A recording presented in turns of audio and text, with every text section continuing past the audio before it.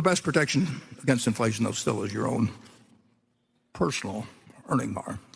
If you play the violin very well, you will do reasonably well during inflation. I mean, it's play it better than other people. People will pay you for doing that. If you know, all kinds of things. So your skills will not be taken away, and your money may be. This question comes from Philip King. He writes, in the 70s, you wrote an article entitled, How Inflation Swindles the Equity Investor. You said that stocks cannot keep pace with inflation because companies cannot increase the return on equity. Do you believe that this is still the case? Yeah, and of course, bonds can swindle the equity investor too. Everything, inflation, I should say, swindles the bond investor too. And it swindles the person who keeps their cash under their mattress. It swindles almost everybody. And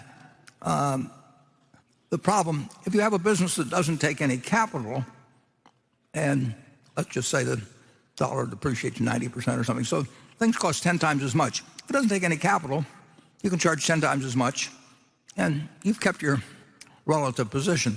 But most businesses take some capital.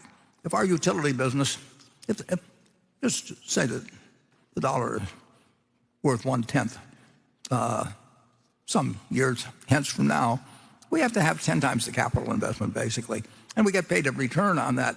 But we have forced capital investment to essentially keep them in the same place. And inflation is, the question is how much, and the question is whether you can decide that 2% and keep it. The answer is nobody knows.